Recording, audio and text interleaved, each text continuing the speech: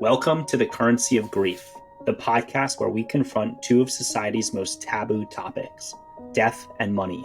My name is Justin Weidenfeld, and I'm here to serve as your grief financial officer, guiding you through the complex and emotional journey of what happens when money and mortality collide. Whether you're navigating the aftermath of losing a loved one, looking for practical advice on handling pre- and post-death planning, or simply just wanting to start those hard conversations about legacy while you still can, this space is for you.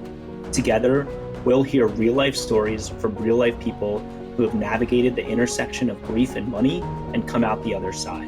Our guests will share their stories, practical insights, valuable advice, and moments of clarity so that none of you have to navigate this alone. I'm grateful you've decided to join us on this journey. Now let's dive in.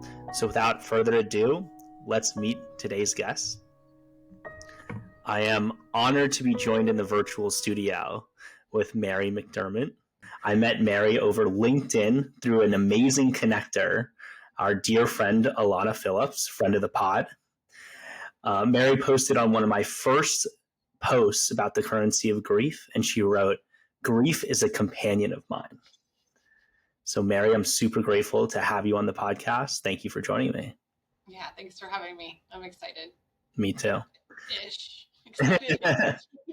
Yeah, right. This isn't the motivational speech podcast. This is the In Your Feels podcast. Yeah, let's do it. Mary, what made you want to come on the currency of grief and share your story? And really, what made you comment on my original posts?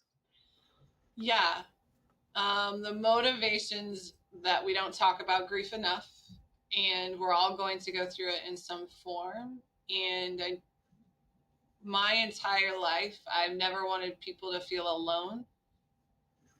I've not wanted people to feel lonely. We can be alone, but I don't want people to feel like they have questions or they're going through something intense and they raise their hand and there's nobody there to help them. So I'm more than willing to put myself out there to help anybody that might be in the space that I've experienced so that they can have at least they're like, oh man, I listened to that lady on that wonderful Grief Money podcast and she said I wasn't alone, and like, where is she, or how can I find resources, or I do have the strength to go and raise my hand even if nobody's there, and maybe I can find whatever I need to get through the day.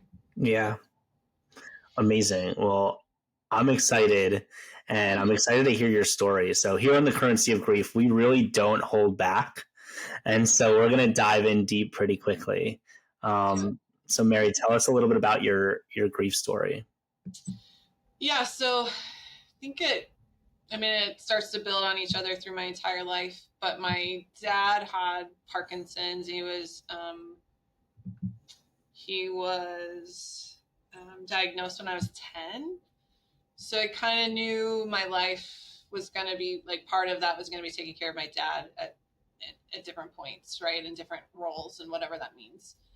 This kind of gets into the roles me and my brother kind of played in that dynamic with my dad, where I was the power of attorney, I was the executor, I was the appointment maker and participant. And then my brother actually moved into my home at one point, took care of my dad, was the caregiver, made sure he had fun, made sure he had a wonderful life in whatever that meant in that space. And so that was kind of our dynamic. My dad passed in 2016. I was pregnant with my daughter, Ruth, that has a rare disease. And we'll talk about a little bit of that grief too later. But the real grief, that was baby grief, let's say, compared to in December of 2023, my brother died of suicide. And that way of him passing, just suicide in general, is never talked about, it feels like. And he's 8 years older than me, so he was 50-ish at the time. The abruptness, the way it happens, the fact that I was highly impacted compared to others, all was very hard for me to handle. Happening in December, I'm awful on the holidays anyway, so I was already I already kind of go into a form of depression during that time, and that compounded everything.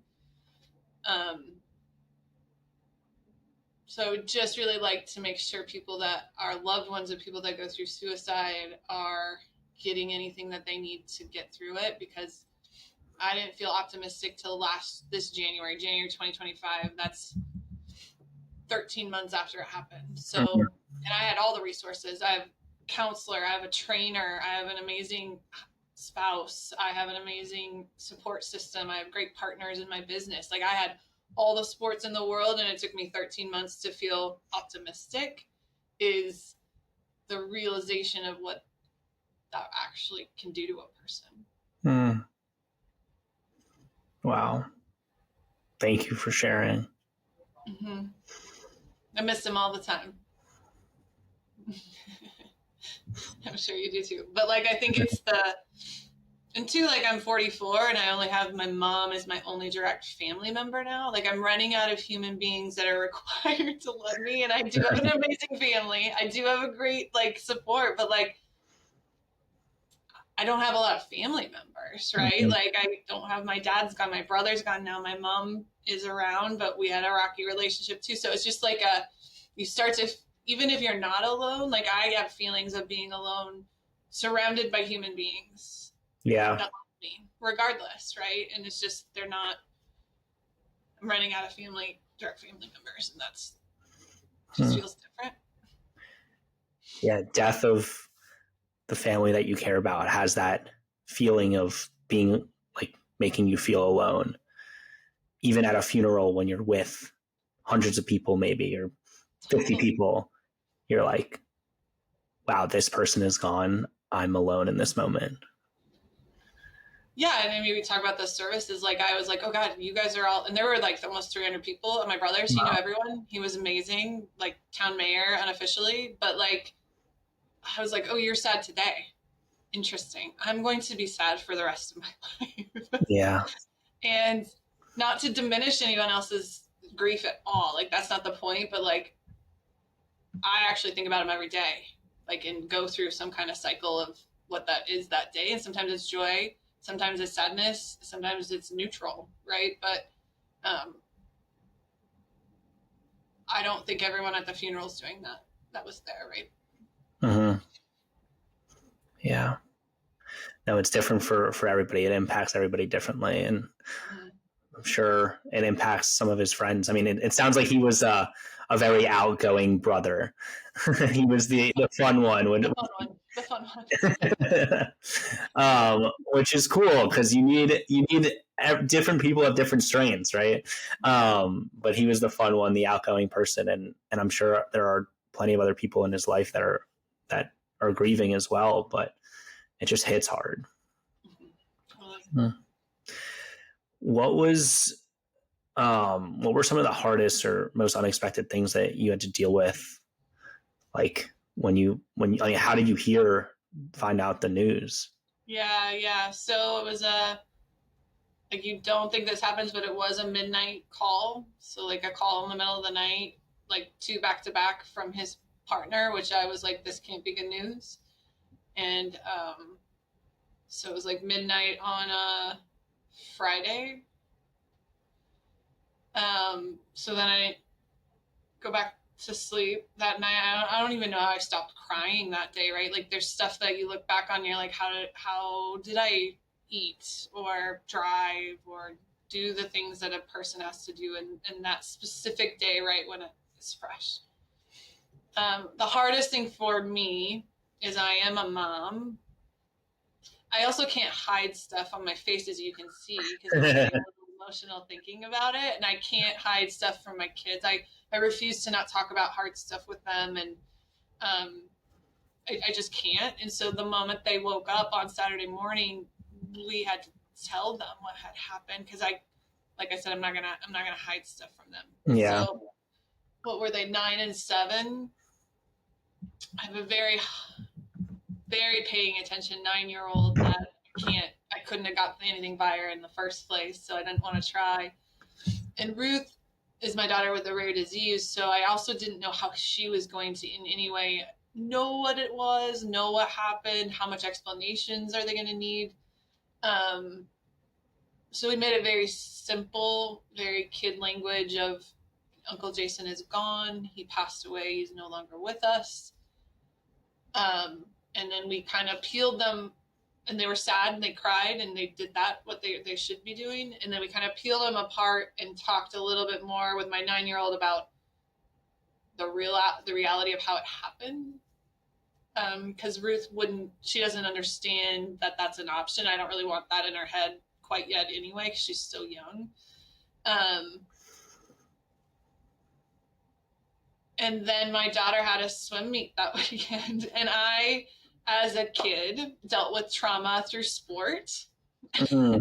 So I've gone through a lot of counseling about this, but I played basketball for a reason. I could legally beat up on people, and I had some aggression I needed to get out. So I was like, do you want to go to this swim meet still? Like, do you feel like this would be helpful for you to go and work this out and just have a regular day? And she said yes. And I was like, okay, well, we'll do whatever we need to do to make sure you can do that. Mm. But that also means one of us has to go with her. Yeah. And be semi-functional as well. So I didn't think through that part as much as I probably should have. So we did shifts. Like, my husband took her to a section. My mother-in-law actually was there with. I showed up for a chunk of time because I also was like, this could be normal for me to watch you love swimming. Like, that can bring some normalcy to me, right? Yeah. So I think the normal parts of your day where it was very hard, like the normal functional things, like going to the grocery. Like, I know people from my hometown that work at our grocery store, and they're like, oh my gosh, I'm so sorry, I'm not ready for that at the grocery store. Right?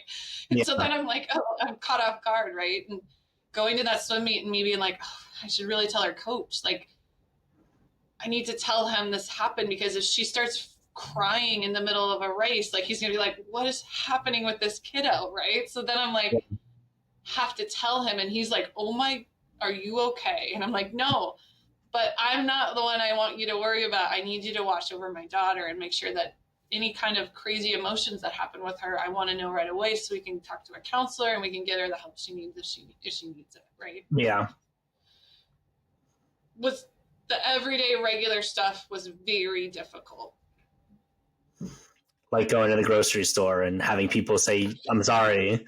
At the I'm like, oh no, I am too. But I was like, yeah, like, where I'm here. Yeah. Like, I'm here to buy eggs and like ice cream. Just like, let me buy my eggs and ice cream. Yeah. And we geographically live like 45 miles from where he lives. So this is like a smaller town. We're a bigger metropolitan area. So I do bump into people I know randomly all the time, right? They come to Spokane to do the shopping and do all the things. So I will bump into people all the time. And it's not any of their fault of like saying they're sorry. I'm just not, it's the everyday life stuff where you're not prepared to answer the question. Yeah. Like when you're going to a funeral, you're like, okay, I need to make sure I'm a funeral participant. Like I'm ready for the conversations. And when I'm working out at the Y, I'm not quite ready. Yeah, that's me time. All right, everybody back off. Yeah. Couple things. One, you're in Spokane, Washington. Mm-hmm. It's really cool. I mean, I started this podcast, launched it a little over a month ago, and I'm in Florida. You're in Spokane, literally opposite sides of the country. And the fact that we're connecting over this is incredible. So I'm very grateful to be here and to have met you. Number two, I think like I have no idea what you went through, what you were going through, not only to lose a brother to suicide, but also to then have to tell your young kids about that. Yeah. Yeah, and we got into it a little bit more, especially with my 9-year-old. We told our teachers, we told everybody kind of surrounding her just to make sure, right? Who knows how she's going to react? And I don't think she actually processed. So I think this is a future work we're going to have. But the way I explained it to her, and I don't know any other way to explain it, but like Uncle Jason had owies on the inside. we have owies on the outside we go to the doctor for, right? Uncle Jason had owies on the inside that were not being addressed, and he thought this was his only option. And that easy of language for her, and also we have to take care of ourselves, whether it's owies on the inside or owies on the outside. Like, we're gonna ask for help all the time. So I didn't know another way. I had some friends send me resources about talking to about kids, but like it didn't sound like me, right? It's very medical based, I think. And so I still ask her if she's okay. The other hard truth about that is in the last 5 years, they didn't see him a ton. We kind of had drifted, which is also a whole nother hard thing to talk about, but they might not have really known him that much, right? They saw him twice a year. So I'm expecting this huge epic thing that's happened to me because I've known him for 44 years. In reality, they're 9. I haven't seen him a ton in the last 5. So like their exposure to that person also wasn't as immense as mine, which also is painful. Mm-hmm. Because then you're like, wow, our time is fleeting. I didn't have as much time with Uncle Jason as we thought. Right. Maybe you're in what if land at that point. Yeah, and that's awful. That's a bad place. You know that too, I'm sure. Yeah. Wow. And then the reality that, hey, there's a swim meet this afternoon. Everybody else is just going on their normal day, and my life just got rocked. Right, and the question, I'm sure you got this. She was like, "How are you?" And I'd always be like, "Awful. Thanks for asking." Like, I said that for like a full year because I was like, I'm not going to sugarcoat. I'm not going to lie. I'm not going to pretend everything's okay. And when people asked me that suddenly, I was crying, right? And they're like, "Oh my God." And then I was like hiding with one of my friends. I was like, "Don't let anybody ask me how I'm doing." Like that question, I can do it now, but at the time, I hated it. Yeah. So zooming out, let's say we're talking to someone whose friend is going through grief. Would you encourage them to ask, how are you doing? Would you say, hey, stay away from that question, ask this instead? Was there something that somebody said or asked that actually helped? Yeah. Yeah. I think I started not asking people that. I'd ask them how they are today. Like, be specific when you want to ask somebody that, and do actually care about their answer. Like, if they say I'm doing awful, don't just wash over it. Just be like, I'm so sorry. Do you need advice? Do you need someone to sit with you? Do you need somebody to block? Do you need coffee? Like, offer some things that you could provide and be truthful about it. Yeah. Or if they don't need anything, then you don't have to provide anything. But like, I think I started asking people, how are you doing today? Rather than just blanket, how are you doing? Because I think people just think that's a default question we should ask. And it's very, if you're having an awful day, what are you supposed to say? Awful. Thanks for asking, right? It's just really hard to not give them a blanket BS answer. And that's your answer of awful, thanks for asking, is literally a sincere, genuine answer. It's like, I am appreciative of you asking, but I still don't feel good. And like a lot of like nothing you can really do or say if I'm going through a loss and you're asking me how I'm doing today. Nothing you can really do or say can solve that issue. I mean, maybe it's a little Band-Aid. Like my friends bought me breakfast that day and like sat with me as I ate. That was sometimes, yeah, people would be like, what and you're like, it's nothing. And I don't want to think of anything. So if you offer up 3 options and none of them work, don't be mad about it either. Just be like, those 3 aren't the options. She's nothing can help this, right? This is an impossible situation. It's also okay. But people don't really know what to do with you either. Yeah, that's true. I like sometimes what I say is like, how can I support you? And then I like this specific of if they don't come up with something and maybe after the initial, how can I support you? It's like, listen, I can't, I left my cape at home. Like I don't have my wand. I can't work any magic, but what I can do is sit with you as you're going, like as you're eating or. Yeah. Or I'd be like, I'm going to get you a DoorDash gift card is that helpful? And you could put something out there that's not going to be helpful too, just to get them to respond. Like, Yeah. I'm going to drop by your house. And you'd be like, absolutely do not drop by my house. But you can send me food, or you can bring activities for my kids to do, or you can come walk with me with the dog. I need to walk the dog today, and that seems impossible. But if I have somebody that shows up, I will go do it. Mm. What were some of those? Yeah. What were some of those either things or emotions that you were feeling that were like really tough to do to get back to your normal day? We talked about grocery shopping, but and how did you navigate that with kids? Yeah, I think our job is intense, right? Our meetings that we have with clients aren't something you could just feel bad inside and try and wing, right? Like, some do, but I think it's a very difficult task to like be in it with a client and not be fully able to function, right? So I did not see clients for probably 6 weeks because Wow. I can't hide stuff on my face. I would tell them everything, and then I don't mind telling them. I just don't want I don't want them to hold on to the guilt. And I did talk to my clients about what happened. It's not that. It's just in that moment when I was inconsolable, that's a very hard spot to put yourself with, the pressure of our job. Like, our job has a high intensity to it, I think, that I was not mentally able to get up for a while. Yeah, I'm thinking about our job, and I'm also thinking about, I don't know, doctor or surgeon, like going back and seeing patients immediately when your head is in the grief cloud.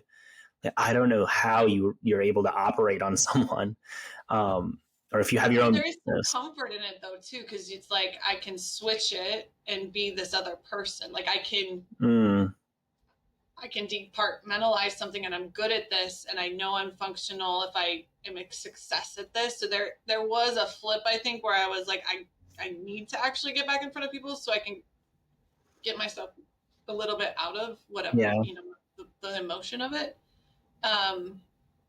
I made myself at least 3 times a week actually go to my trainer. I have a trainer. I'm trying to be stronger so that I can hang out with my kids longer. And so you can beat people up on the basketball court, right? Absolutely. I have sharp elbows. Don't underestimate this body type. Like, when you said that, I was like, remind me never to ask Mary to fly down from Spokane to Boca Raton, Florida to play pickup basketball with me. I will destroy my body to beat anyone. But I did go see my trainer, and I was like, same thing, my coping mechanism when I was a kid and I had a lot of stuff to deal with was to work out. So I was like, I know if I go, I will physically in my body, this is a way that I can process stress, trauma, anxiety. It is just the way I'm built. So as long as I went to him 3 times a week. My counselor was on speed dial because I was already in counseling. I'd been in counseling for 2 years working through other stuff.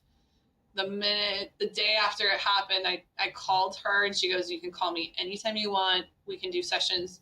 I will make time anytime you need them if you want to do extra ones. But as of right now, I'm going to see you once a week until we feel like we don't need to see you once a week. I mean, groups were hard, like big groups. I think, like, my daughter had some recitals. It was around Christmas time. There were some kid activities to go to with big amounts of people. And I felt very claustrophobic in those spaces during that time of everybody knows what's happening, and like eyeballs were on you. Right. And so those were very hard. Yeah. And you mentioned the holidays are hard. Do you mind talking through that? Yeah. So, I mean, with the age gap I had, so my brother's 8 years older, right? So we basically lived only child lives, kind of, right? So when he's 18, I'm 10. And so for the next 8 years, I'm alone with my parents. My dad had disability, had Parkinson's, so he worked all the time. My mom also has some, I would say, undiagnosed mental depression type of things that aren't being addressed. So I was lonely. So the reason I don't want anybody in this world to be lonely is because I was very lonely as a kid. And so that is stuff I have to work through, just in general. And so, to no one's fault. Everyone was doing the best they can with what they had. Absolutely. And my brother, like, helped me buy my first car. Like, he did try to supplement whatever he can, but he was also he was also a kid, right? So it's just like, we were all doing the best with what we can. It was just wasn't a lot of skill to be able to. My dad was working all the time, also had a disease. My mom wasn't around a ton to support. My brother's gone. I'm cleaning the house, making my meals, doing my laundry at a very young age. Like, I have a 10-year-old now, and I look at her, I'm like, I was doing all those things. Not in a good way, not in a healthy way, not in a way of, like, I grew up in a way of figuring stuff out on my own. Like, Yeah. Shouldn't do that when you're a teenager. It's a lot of trial and error where you're like, some guidance could have been great in some of those points. Yeah. So it sounds like you were the caretaker role for your family, but also yourself, and your brother was probably always the fun one. I mean, he was the mentor, but you had to figure it out at an early age, maybe 10 years old. Yeah, and there's a time where we flipped, right, where I was like, I'm in college, and I'm like, why am I the responsible? Or like, I'm 21, you're almost 30, like, what's happening? But not that I love that he was the fun one, but also not responsible. And you find that out after someone passes with whatever they leave behind, right? So car's not in his name, house not purchased in the way it should have been, not legally married. Like, there's a lot of things. And my husband, so we just found out one of the cars went in his name, and my brother's like, well, why wouldn't he have done that? I was like, you know who my brother is, right? Like, this is not an abnormal expectation for me. I'm like, sure, yeah, this was his life. Yeah. That tracks, right? And so I'm always like, I'm not surprised, I'm not mad. And he's like, are you mad? I'm like, no, like, I can't fix it. I can't change the past. It is what it is. And yeah, that was his role. He was the fun one for sure, which made him the non-responsible one. Do you have? It was just you two, right? Yeah. Okay. Yeah. How did that dynamic, that family dynamic, how did that play a role in your grief journey, or how did it make it, like, unique? Yeah, I mean, when you're the responsible one, you're the responsible one. So you take on all of it, whether you want to or not. So in reality, my mom should have been an administrator, right, of the estate, but not capable. So I had her sign the doc that released her of that. I hired a lawyer because I'm also an outsourcer. Like, I don't really want to take on a second job of administering an estate if I didn't have to. But there was a time in my life where I'm like, I do want to be more fun, but I have all of this other, and so you do what you can. It's almost like the same as parenting. Like, we divide and conquer to do that, but it would have been nice to not only be the only responsible one. Yeah. All the time. Like, you get a bunch of stuff on your plate where you're like, yeah, I'm capable and I'm responsible, but I don't want this job. I don't want. Nobody wants that job, especially for someone that they care about. Yeah, and that's what I think. You literally have that job, right? Yeah, it prolongs everything because you emotionally can never be done with it because you're just, like, dealing with this admin, let's call it BS, that, like, brings up emotion in you that's not sadness, but it's like anger. Like, I'm not mad at him. I'm just mad that this is where we're at. Right? Yeah. I wanted to come back to that. Like, I felt that too, of why is this happening to me? Why didn't he do this? Like, this is making me mad. How do you get by that or through that? I think just knowing the human that my brother was, I'm like, I'm not mad at him. I'm just mad that this whole process exists. yeah, I could be mad that there wasn't more planning, but that's on me. I have to be mad at myself then. I'm the planner. Like, if I'm the responsible one, I'm the planner, I should be mad because I didn't apply that to my own brother. Like, that responsibility can only actually fall on me for not pushing to actually do the things that I know he should have done, right? So it doesn't ever go outward for me, because it's always like, if you project out anger, it's usually because there's a part of you that's like, I'm mad at myself. Mm. And so then I just have to process, why am I mad at myself? Well, I'm mad at myself because I didn't really see him that much in the end, and that makes me very sad. Now, nothing I could have done could have prevented what had happened. I 100% believe that, but I miss him, and those are normal reactions, to be like, oh yeah, could have called and been like, you always have a place in our house. Whatever happens in your life, you're safe, right? Mm-hmm. But I didn't make that phone call, so yeah. So I always think when I'm angry at something, there's a piece of it that I have to take ownership of, because there's definitely a part of it that I feel like I take responsibility for. I'm just not addressing it internally. That's with everything in life. Totally. Yeah. We do play a factor in our emotions. Yeah. You mentioned this process. Why does this process exist? And it makes me so angry. So what is one or two things that came up that was just like, this is so angering. Like, why does this happen? Why is this process exist?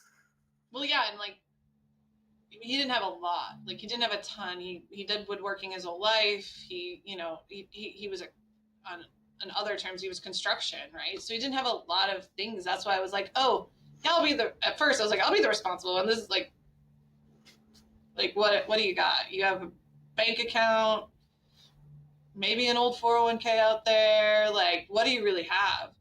The stuff that sucks is not beneficiary named out vehicles, like, right?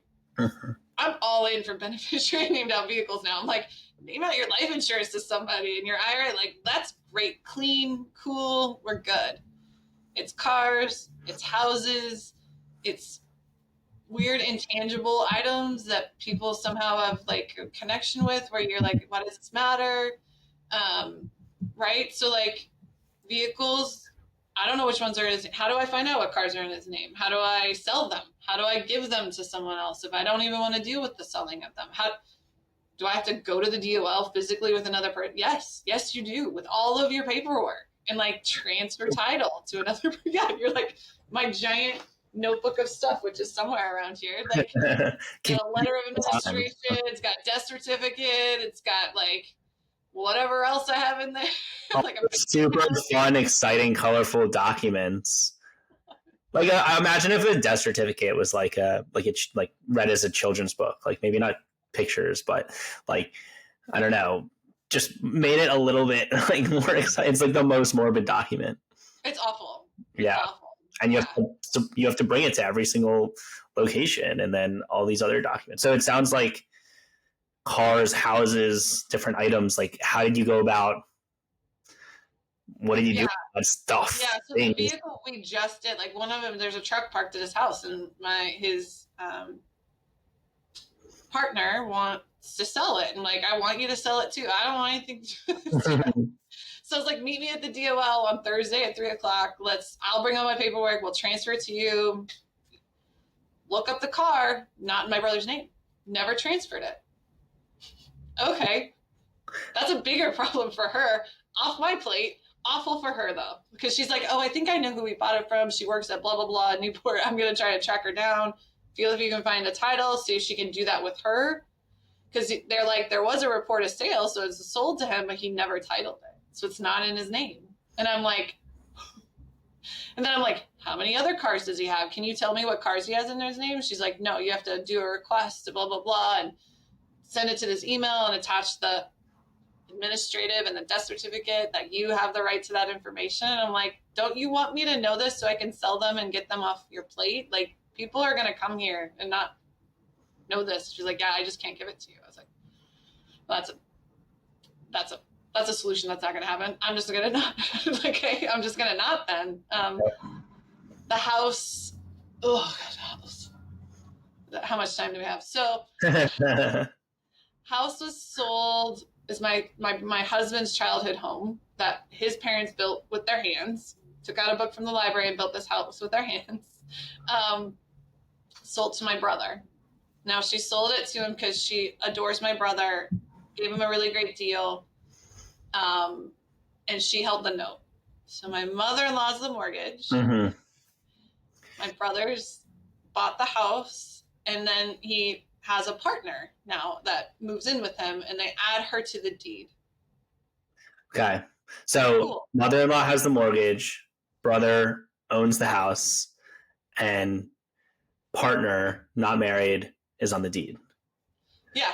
Joint rights to tenant. Not joint right to survivorship, which means the estate owns half of that house, equity of the house at the time of his death. What? Why is this a thing? Yeah. So that's my mom's a direct beneficiary of that, right? It's not me. I'm the administrator. I'm just doing the paperwork. I'm not actually the beneficiary of any of this, which I think is a misnomer that people don't think about, is the administrator's not always the beneficiary. Mm-hmm. So I'm like, hey, Mom, what are we going to do? She's like, I want the equity. Well, I know that my husband's partner can't get a real loan because that's why my mother-in-law's holding the note. So she's not going to be able to get a loan to pay out a second amount. So we just have a contract that's going to say, when you sell or pass away, you pay off the first, which is my mother-in-law, and you pay off the second, which is this note. That's complicated. Yeah, and the reality of what's really going to happen, right, is my mother-in-law is going to pass, my husband's going to inherit the note, my mom's going to pass, I'm going to inherit the second note.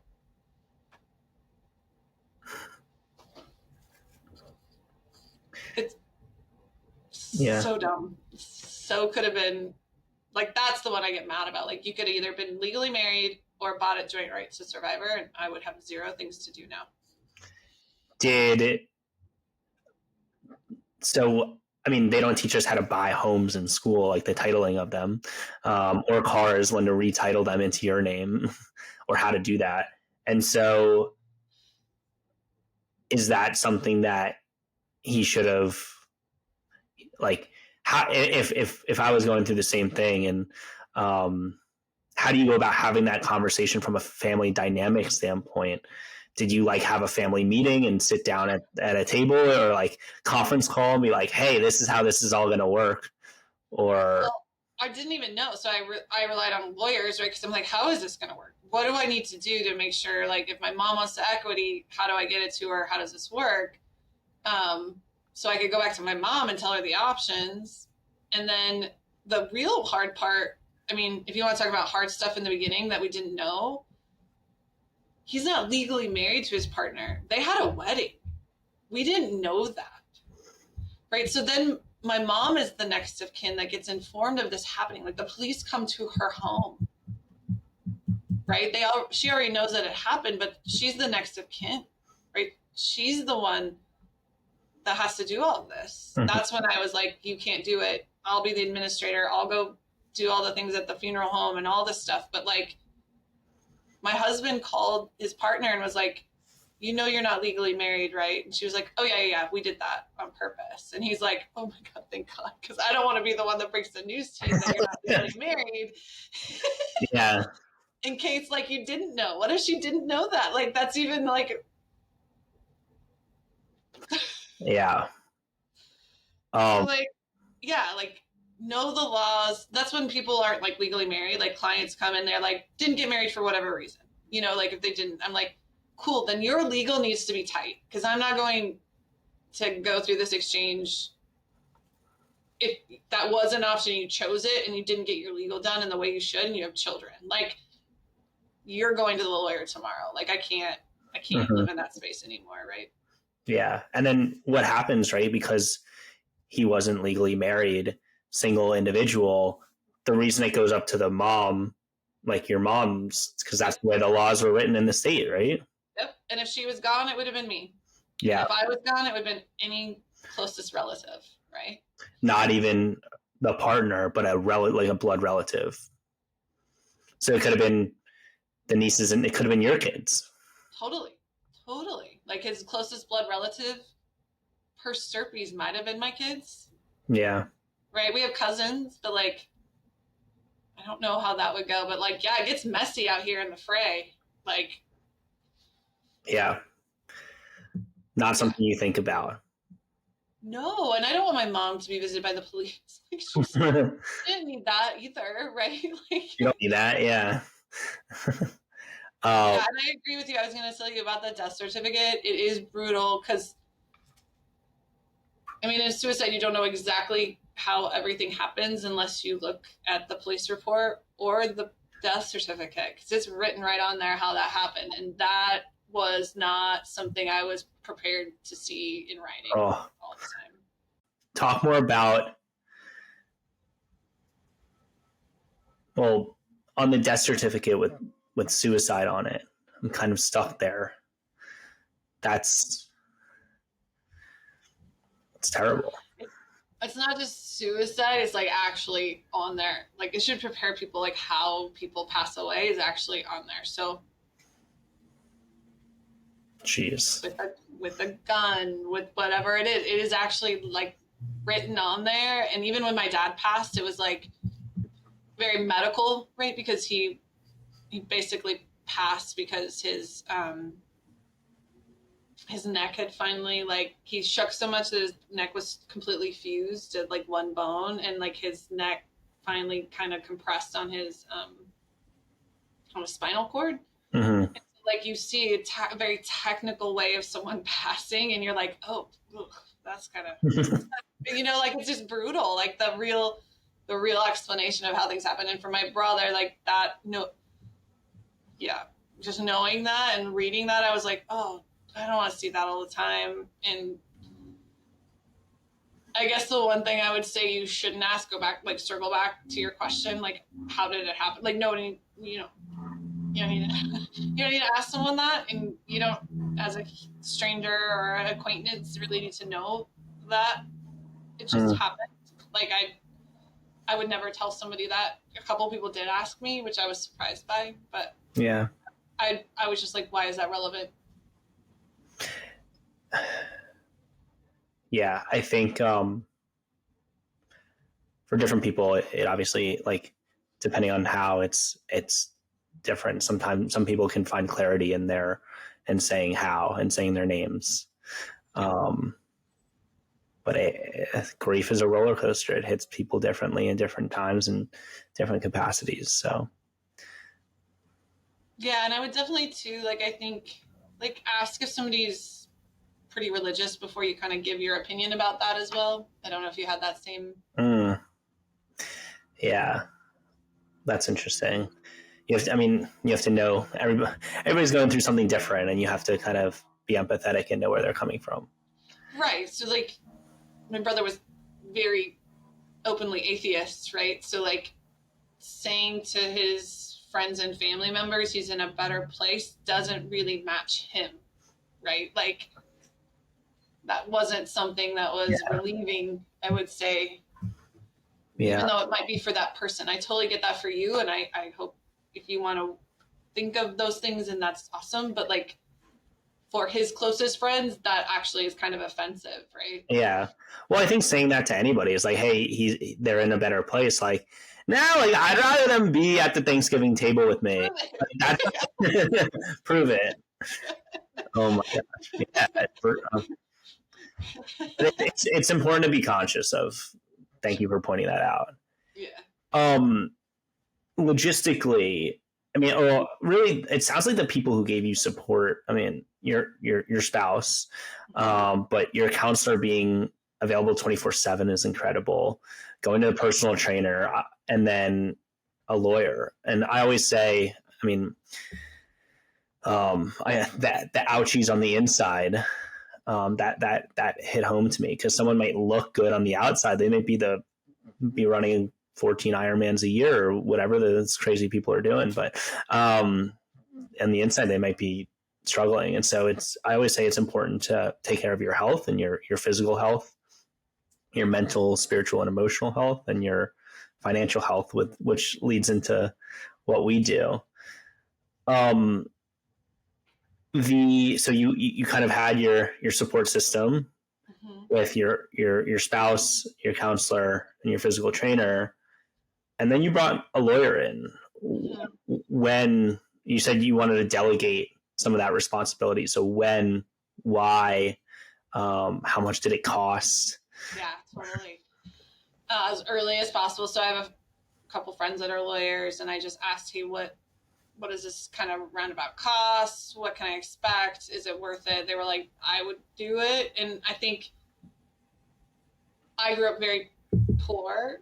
So I now, weirdly, I've swung so far over to outsourcing because I can, right? I can afford it. And so at any point, things that don't improve my health, well-being, or wellness of my family, I will outsource. And so that was kind of a no-brainer for me. I'm like, we have money, we can pay for it. I don't want to deal with the logistics of it, the paperwork and the filing and you still have to do a lot. I think I was like, oh, I thought you would do like all this stuff. Like you have to do the bank account. You still have to do you're doing all the stuff. They're kind of just pushing the paperwork through, which I'm very thankful for, but like, it was like. Well, talk about that. Like, what did you have to do and what did they do? Yeah. So they did the changing of administrators. So I needed my mom to be off of it, right? I had to put myself on. They filed the probate. They gave me a huge checklist, which was actually very helpful of what I need to do. So open a bank account, find out if he needs to do a tax return, like does he have any income, what assets, do the asset list, what's in his name. I mean, random stuff popped up. So like he had a baby life insurance policy my mom had been paying for. I was like, what? Did you have the same policy? No, thank you. I know. I was like, did you have a room? They're like, no, we were poor by the time you came along. Oh my gosh. So anyway, but I was like, my dad was the beneficiary. He's passed. It goes to my mom. Great. She's been paying for it. Like, give her the money. Like, right. Like, that's an easy thing. That was a very easy thing. Like, that's beneficiary named. You call them. I'm out of that. But, and then once we got down to the house stuff, like they prepared all the deed paperwork. So legally I can go to the courthouse once we have the contract. We're right at the finish line with this contract. I need to get signed by both parties. I have the contract. I'll have the deed paperwork. I can go take it to the county and then register everything. Also, I don't live in that county, so I drive up 45 miles to the county that I used to live in, right, out of my home, and make sure that happens. If I didn't live geographically close, you would have to hire the lawyer to go do all that stuff, right? So they offered to. They were like, we can go do this for you. I was like, well, I got to go get my mom to sign this stuff anyway. I'll just drop it by the courthouse when I'm up there. So, and then the hard part was like the lawyer that did the probate I'm the administrator, so they're representing me. They couldn't do the contract that is between Peyton and my mom. So I had to get another lawyer to do that contract because they can't represent me and then represent my mom at the same time. And so then I have two lawyers. Like, why do I have two lawyers? Why do I have two lawyers? Why do I have two lawyers, right? Were they talking to each other? Were the lawyers talking to each other? Yes. So at least they were talking to each other. Were they also charging you to talk to each other? No. That's good.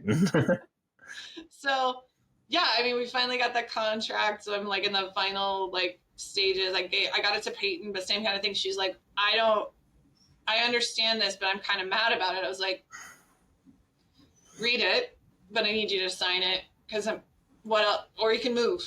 Like I don't have other options for you right now. And I've done an amazing, incredible amount of work of keeping it together and getting this done. you're going to need to sign that. Or you should have bought the house, joint rights to survivorship, or married my brother. But you can't go back and do those things now. So this is where we're at. Yeah, I mean, it sounds like you're a pretty straight shooter, but it's also like you're mad about it too. You're not mad about it. Like I like I hate everything about all of this. So yeah, we need to sign this. Well, yeah, there's an element of like, hey, we gotta get this done. But yeah, the emotions come into play for sure. Yeah. So I think I answered your question. Sorry, I kind of got lost.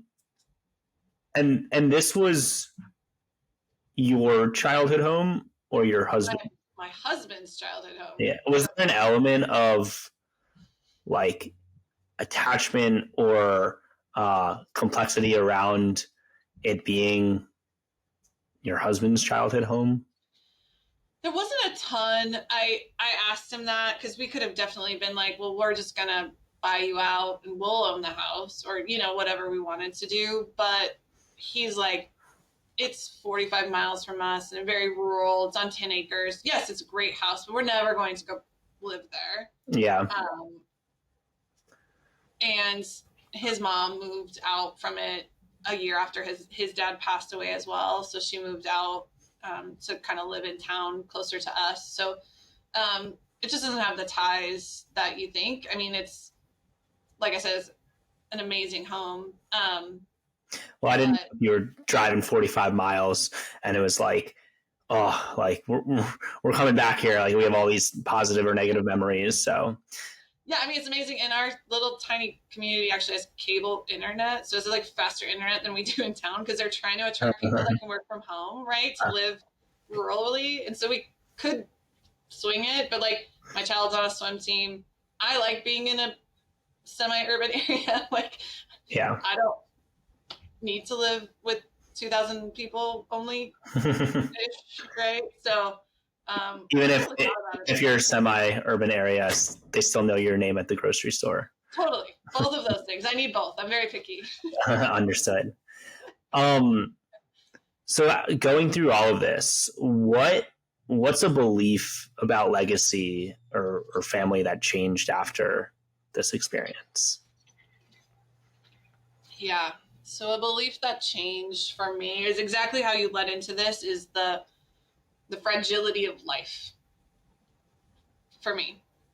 So I am more present in everything I do, even though my husband used to describe me as I'm 100% or 0. 100 is fun.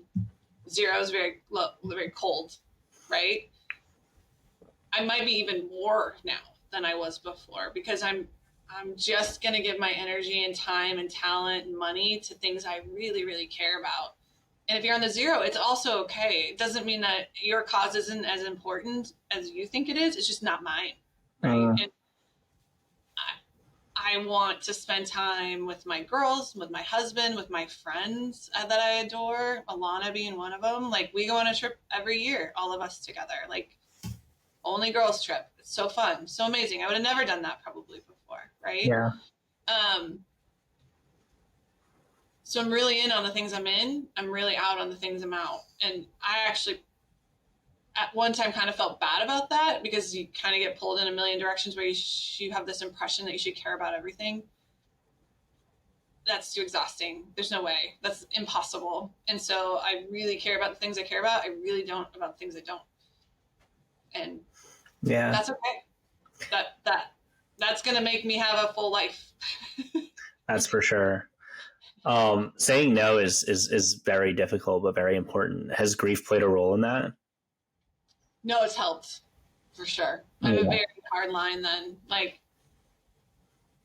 I haven't loved myself enough in my years as a human, and now I know I do.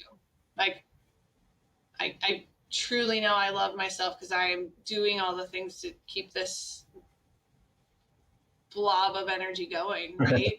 So if I came out of anything on the good side of this, is that I do truly love myself. I'm trying to make space for everyone else that I want to love, and that is hard to make sure everybody has a piece, but not too much, because I think I used to give everybody equal, even clients and strangers, and if it was the cause, right, it's something I care about, I'm going to give you the same time I would give my kids and my husband. And now I'm like, it should not be like that. Actually, they should get this much and the most. And you get this much and this is how much pie I have to give, but it's not all of me. And I should never have, and then I was the last in line. I used to be the last in line to get attention, and I just don't do that anymore.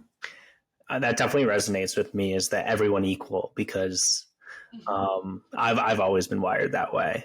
And grief and life both cause you to prioritize your priorities. And it's like, it's okay to have a favorite person in your life that you want to spend all your whole life with. That's what marriage is for. That's family. Those are your best friends. That's okay. And so, while not neglecting other people that you care about as well. Yeah, and I think as humans, we do usually neglect ourselves. Like, I have definitely, and I talk to clients about this a lot. This is really hard for them to be like, put your face mask on, period. They won't do it at all. And I'm like, cool, we're not going to live long lives then, right? Like, we're not going to be around to see things happen, because bad things will happen to people that don't take care of themselves, right? So I think it's just, I don't think it's selfish. I don't think you should have shame around it. I think it's vitally important to like put yourself at least in the top 2 of things you should take care of. Yeah, definitely top 2, maybe top 3, but hopefully top 1. Right, exactly. Yeah, if you don't take care of yourself, like if you don't take care of the ouchies on the inside, then you can't take care of the people that you care about. Yeah. How is like your conversation around money changed after this experience? Yeah, I think, like I said, going in, I had the impression that you just didn't have a lot and it'd be easy. Even if you don't have a lot, you can have a real messy estate. And so I think people think trusts are for the rich, that it's expensive to go to a lawyer, which I'm not debugging. Well worth it, though. Like, do you want to leave a roadmap for somebody when you pass, or do you want to leave a mess? Yeah. And that's a choice. And it is going to cost you money in your lifetime to leave it cleanly. I think well worth the money. I am an outsourcer, though. I always tell people, like, I don't want to ever leave something messier than I found it. Like, yeah. No, thank you. That's awful to do to people. And you're not here to like explain yourself. So it's part of your legacy. Totally. So I think I used to like not even check, like I'd say, hey, yeah, you need to go get your legal. I'd send referrals to people to get it done. Now I'm like, send me your documents. Like, I want the receipts. That accountability. Yeah. Like, I'm not just taking your word for it anymore. Like, I need the receipts. I want to review it. I want to, like, we're beneficiary changing at the end. Like, we got check boxes to make sure that we're actually getting this done. Yeah.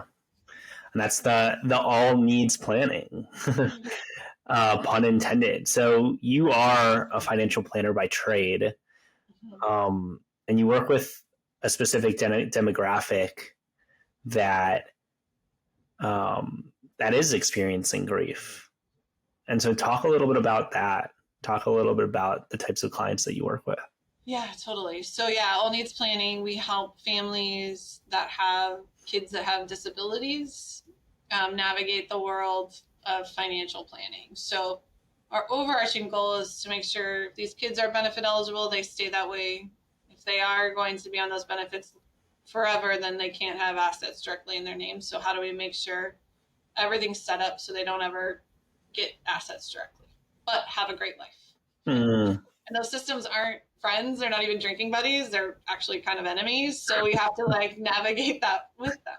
Yeah. Right. And that's a very high level way of explaining it. Now, the nuances of it are the emotions of being a caregiver are very different than the emotions of being, and actually actions of being a parent. So when parents and caregivers come to us, I want to know how they are emotionally regulating right now. Like, cool, where are you? Because if you imagine how I was, and I was inconsolable for 6 weeks, like, I can't take on a parent that's in that mental space. right? And so what we do is we try and be like, okay, where are you physically, emotionally, mentally?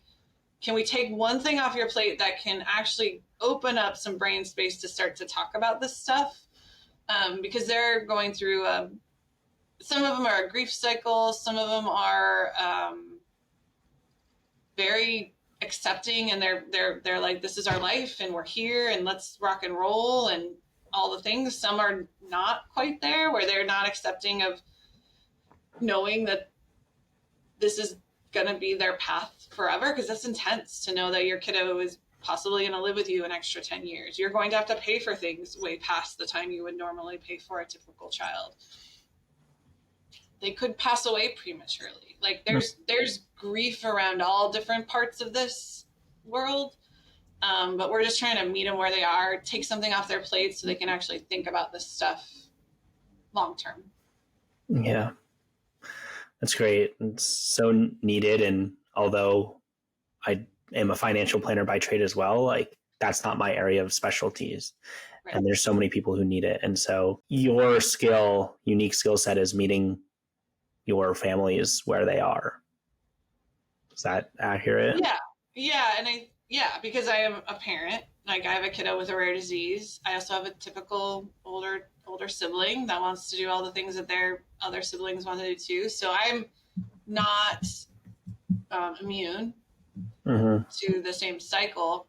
I just have the huge advantage that I want to outsource, and that I've always been a planner. Now, our systems that help our kids are not proactive systems. So if you're a proactive person, you're kind of disappointed all the time. But like some serious things that we just had to deal with in our family. My daughter had seizures very young. So from 4 months to 4 years old. Seizures are scary. They're very intense, and they can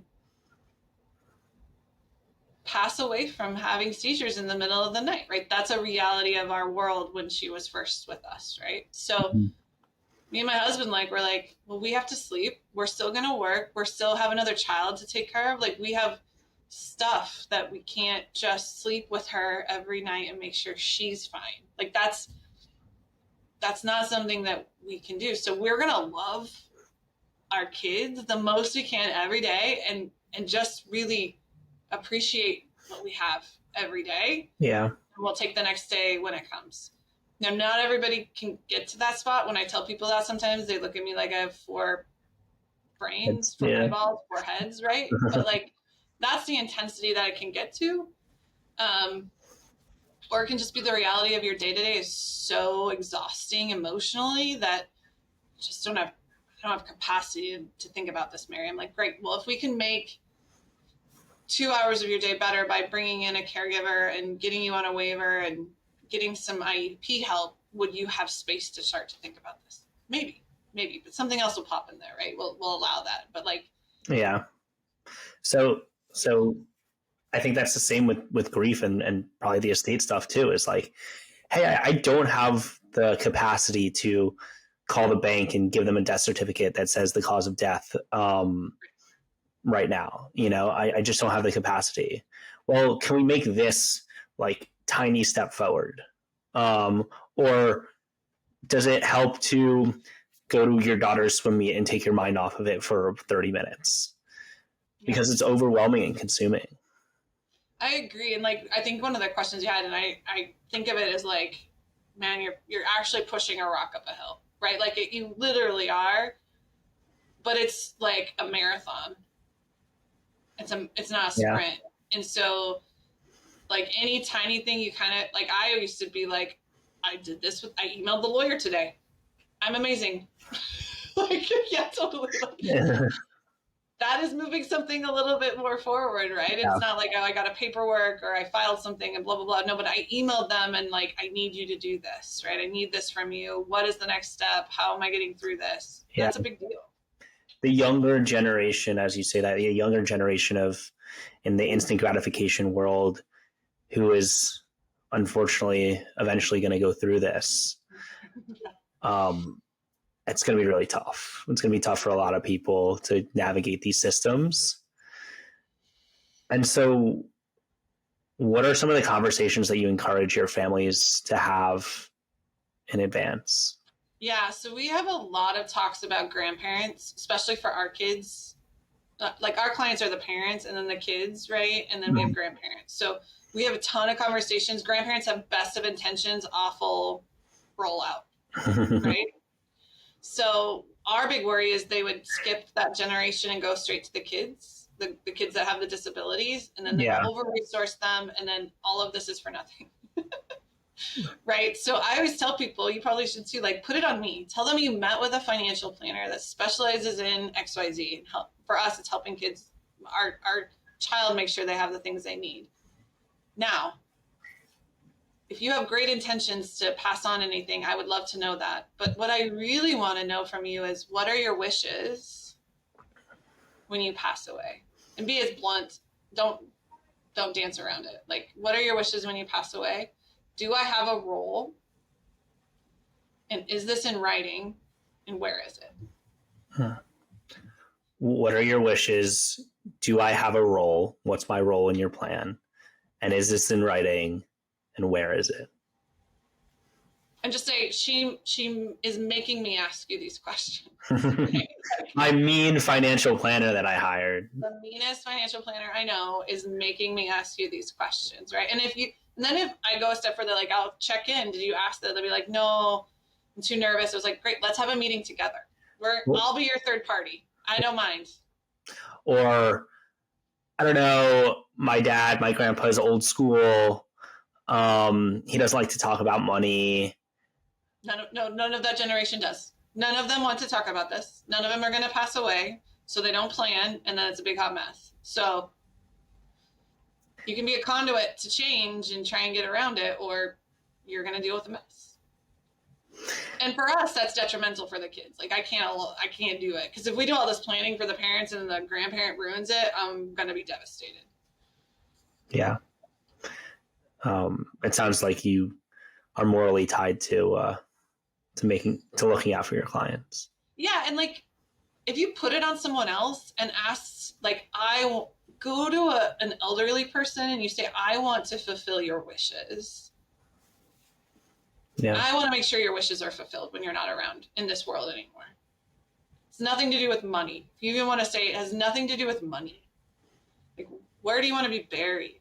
What do you want to do with the house? Are any of these objects in your house very important that pass on to someone else? Yeah. We were talking about this beforehand too, but even giving while you're alive. While you're alive, friends. If you're working with a planner that's like, you need X amount through 90, 95, however long you're going to live, you need X amount of money. Cool. You have more than X amount of money. Gift to your kids while you're alive. You get to see the joy that brings them. That could relieve a mortgage, college, paying for college. It's money out of your estate, so it doesn't go through the probate grinder. Like, there's so many things you can do while you're alive to, like, see the joy of the hard work that you've done. And if you have enough, give it away. See what it does. Yeah, charity. I mean, impact other people. Yeah. I'm into it, man. I've seen people do it, and I've seen joy in their face, and I am here for that. Oh yeah, I love that. Yeah. Well, Mary, this has been incredible. As we wrap up, I want to leave our audience with some words of wisdom. So, do you have any grief mantras that have helped you navigate your grief? Yeah, I think the two I rely on when I'm in the thick of it are, this is temporary. This is a temporary feeling, emotion. Even though I am changed as a human forever, the deep sadness, when you get really thick in it, I can't believe that that's forever. And so I do tell myself it's temporary. The flip of that coin, though, is grief has no timeline. Wow. It's never going to be better. It's never going to be like it was before. It doesn't mean it can't be different, and you can still find joy in your life. It just has zero timeline. It doesn't care about anything. It'll hit you. That you care about. It doesn't Yeah. care about timelines. It's not on a plan. It's not like in 6 months I should feel better. None of those things are real. Yeah. Thank you. What are you doing now to honor the legacy of your brother and the people who you love? Yeah. So I have this wonderful tattoo here for my brother. Very nice. He used to make sunflowers out of wood, the scrap wood he had, and he would sell them to people. And like all over Newport, Washington, where I'm from, there's sunflowers made out of wood that he did. And so this is my reminder of him. I can see it. I like that it's on my body. And I just texted one of my friends up at Newport School District. I would really like to do a scholarship. I don't even know if this criteria works. I know you're laughing. I want to do a scholarship for like kids out there that get a B, lower than a B average. Like, I get you A students. I see you. I love you. But like, you have plenty of opportunity to get things done for yourself. So lower than a B average, had some kind of trauma, death, mental health issues on their own would be the only criteria. Also, I don't want to give out money with any kind of stipulations. Like, I will actually just give you money. It's a scholarship, but if you go to college and use it, great. If you use it on your housing, great. If you use it to buy a bike, cool. I don't want stipulations or ties to things like that. Now, can that exist? I don't know yet. So I have a little more homework to do. But Fortunately, the Currency of Grief is a thriving community, and I know there's someone out there who has started a scholarship, and maybe with the same provisions as you. So, totally. I want it to be like random, but I'm also like, this is the person I want to help. Like, there's a person at that high school that is experiencing these things, that their grades slipped because they're in trauma and grief. Like, I want to give them money to get them out of it, right? Well, if you're out there listening and you know the answer to Mary's questions, please don't hesitate to reach out. We will start this scholarship, and hopefully sooner than later. Yeah, I love it. Thank you. Mary, where can people find you? Oh, yeah. So I should know my Instagram. Working momming it forward. There we go. All that's true. Our website, All Needs Planning, that's exactly what it is, allneedsplanning.com. We travel around to conferences for kids with disabilities all the time, so you'll see us at conferences. We put on webinars. We're starting to be all over the place, so you'll see this face again. Awesome. And you mentioned the Courageous Parents Network. Oh, yeah. Yes. Okay, so the reason I love the Courageous Parents Network is all of their stuff is grief-based. So they do a lot of work with parents that have lost children, but they also have realized the overlap with people that have kids that are still around, right? And so all their work has grief work involved with this little overlay of optimism that I'm super into, but not too much where it's like exhausting that everybody has this wake up at 5 a.m. I should cold plunge and read 6 books and be that person. Nick Goggins-esque. I'm not quite there. Yeah. I don't think I will be. I don't want to cold plunge ever, so like I'm out. But in Washington. I know. I cold plunge in the winter by getting to my car. But yeah, so they're like, it's enough tools with a little overlay of optimism that I just want to support. So if you are a parent or not a parent, you need some grief tools and just how do I kind of get myself through some things, they're 10 out of 10. Perfect. Well, thank you so much, Mary. It was incredible to have you on the podcast. I appreciate you sharing your story. Podcast family, thank you again for tuning in to another episode of The Currency of Grief, for continuing on our journey. And it's a great day to have a great day, so go have a great day. We'll see you next time.